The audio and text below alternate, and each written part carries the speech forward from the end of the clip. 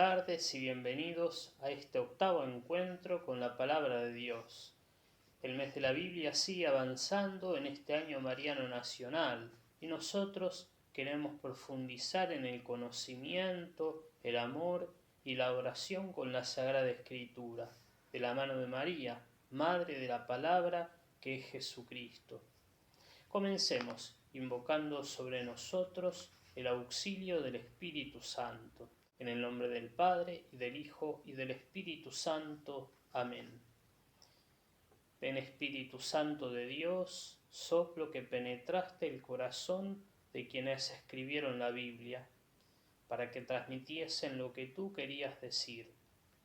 Soplo que asistes a la Iglesia, que enseña e interpreta fielmente tu palabra.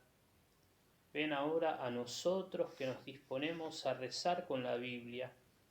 Ilumina nuestra voluntad y nuestra inteligencia para poder buscar el bien y la verdad, para poder amarte y comprenderte en lo que leemos. Dios te salve María, llena eres de gracia, el Señor es contigo. Bendita tú eres entre todas las mujeres, y bendito es el fruto de tu vientre Jesús. Santa María, Madre de Dios, ruega por nosotros pecadores, ahora y en la hora de nuestra muerte. Amén. María, Madre de la Palabra, ruega por nosotros. Los invitamos ahora a escuchar la proclamación del texto bíblico. Lo vamos a tomar del Evangelio según San Lucas, capítulo 2, versículos 41 al 52. Sus padres iban todos los años a Jerusalén en la fiesta de la Pascua. Cuando el niño cumplió 12 años, subieron como de costumbre, y acabada la fiesta, María y José regresaron, pero Jesús permaneció en Jerusalén, sin que ellos se dieran cuenta. Creyendo que estaba en la caravana, caminaron todo un día, y después comenzaron a buscarlo entre los parientes y conocidos. Como no lo encontraron, volvieron a Jerusalén en busca de él. Al tercer día lo hallaron en el templo, en medio de los doctores de la ley, escuchándolos y haciéndoles preguntas. Y todos los que lo oían estaban asombrados de su inteligencia y de sus respuestas. Al verlo, sus padres quedaron maravillados, y su madre le dijo: «Hijo mío, ¿por qué nos has hecho esto? Piensa que tu padre y yo te buscábamos angustiados». Jesús les respondió: «¿Por qué me buscaban? ¿No sabían que yo debo ocuparme de los asuntos de mi Padre?». Ellos no entendieron lo que les decía. Él regresó con sus padres a Nazaret y vivía sujeto a ellos. Su madre conservaba estas cosas en su corazón. Jesús iba creciendo en sabiduría, en estatura y en gracia delante de Dios y de los hombres. Palabra del Señor, gloria a ti, Señor Jesús.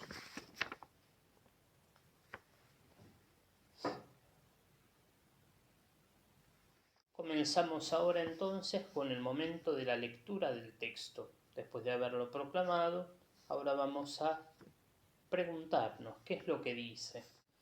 Primero, el contexto.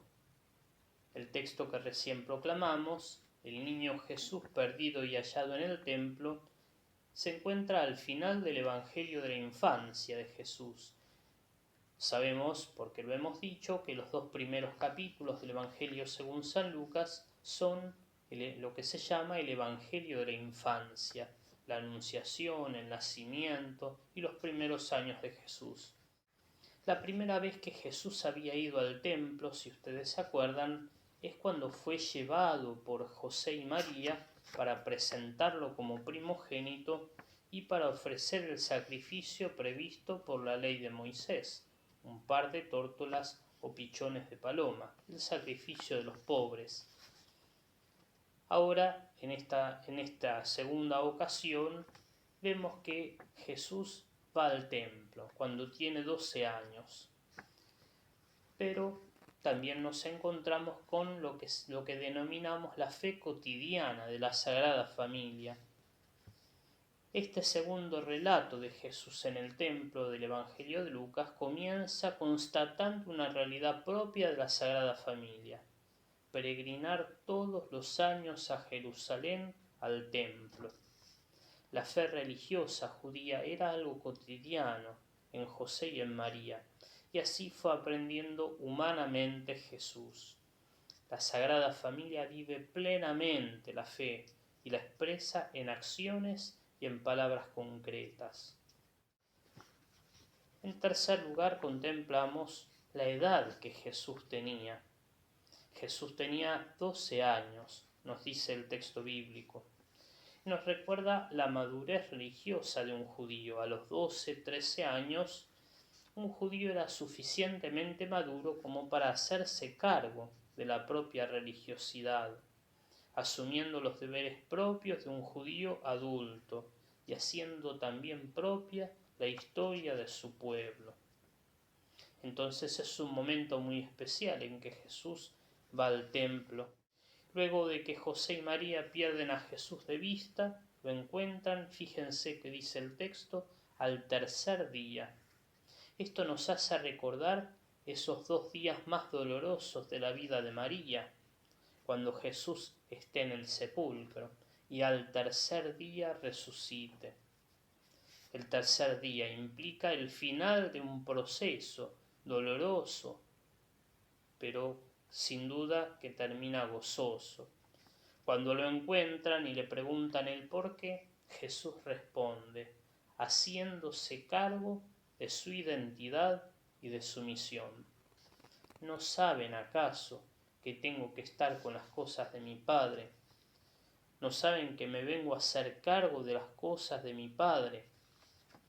Ya no del Padre adoptivo que es José, sino de su Padre eterno. María y José irán aprendiendo a acompañar la entrega de Jesús. Uno de los puntos más importantes de la vida humana de Jesús es que Él desde siempre tiene la plena conciencia de su relación filial con el Padre Eterno. Sabe que es hijo del Padre. En cuarto lugar, ¿cómo termina el Evangelio? Fíjense, su madre conserva estas cosas meditándolas en su corazón, como quien atesora momentos importantes, profundos, aunque quizás no los entienda del todo. Guardar en el corazón es descubrir la presencia de Dios en una situación importante de nuestra vida, sabiendo que la comprensión plena vendrá después. María que guarda todas las cosas en su corazón y Jesús que va creciendo junto a sus padres en sabiduría, estatura y gracia delante de Dios y de los hombres. Por eso nos podemos preguntar, para seguir ahondando en el texto, ¿en qué ocasión Jesús va con sus padres a Jerusalén? ¿Qué conflicto aparece en el viaje de regreso? ¿Dónde se reencontraron? ¿Con quién estaba Jesús? ¿Y qué hacía? ¿Qué sintieron los padres de Jesús? ¿Cómo reaccionó María? ¿Qué explicaciones le da Jesús? ¿Y cómo termina el relato? Acá podemos consultar a la luz de el Evangelio según San Lucas, capítulo 2, 19 y capítulo 2, 51. ¿Qué es lo que conserva María en su corazón? ¿Qué cosas guarda, atesora María? Ahora pasamos a un segundo momento, que es la meditación del texto bíblico. Ya no preguntamos qué dice el texto, sino qué me dice, qué nos dice. Lo apropiamos, lo hacemos carne. Y en esto nos podemos preguntar, ¿es mi vida un peregrinar al encuentro de Dios que vive en mis hermanos? Asumo las responsabilidades de mi fe de acuerdo a mi edad y a mis posibilidades. Tengo la capacidad de escuchar, aprender y dar respuestas. ¿Reconozco la centralidad de Dios en mi vida? ¿Cómo reacciono cuando no comprendo el proyecto de Dios para mí? ¿Puedo guardar las cosas en mi corazón como María? Cuando el Señor me muestra su camino, ¿soy capaz de seguirlo? Estas preguntas nos pueden ayudar a meditar el texto. No necesitamos hacerlas todas, ni siquiera hacer estas. A veces hay cosas que nos puede sugerir el Señor en nuestra meditación. Alguna pregunta, algo que me toque especialmente el corazón el Señor. En un tercer momento nos preguntamos qué le decimos nosotros al Señor. Es decir, hacemos oración a partir de lo que meditamos. Y allí le hablamos al Señor, como un amigo habla con su amigo, como si estuviésemos compartiendo un café, algo caliente, una comida. Estamos junto al Señor y ahí le hablamos como amigos. Le pido al Señor que me dé un corazón receptivo, especialmente como cuando paso por situaciones de desaliento, cuando no comprendo las decisiones de los demás, cuando no sé escuchar, cuando no tenga palabras frente al dolor, mío o ajeno, cuando todo parezca oscuro. Allí podemos rezar con el Salmo 84, entre paréntesis 83, y entrar en el sentimiento del salmista, cómo anhela fervientemente vivir en la casa del Señor y cumplir su voluntad. Y por último, ya no vamos solamente a lo que dice el texto, a lo que me dice a mí, a lo que le quiero decir al Señor, sino ¿qué me pide el Señor que obre a partir de lo que recé? ¿Cuál es el fruto de amor al que me lleva la oración? Y aquí podemos pensar cómo llevar la palabra a mis hermanos, generando espacios de encuentro y diálogo para conocer y acercarnos más a Dios, en especial frente a las cosas que nos desconciertan en la esperanza.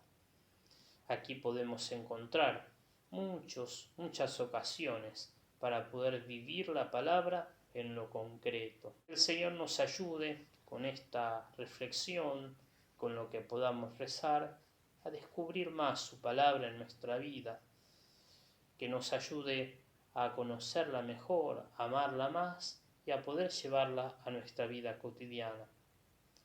Les dejo mi bendición en el nombre del Padre, y del Hijo, y del Espíritu Santo. Amén.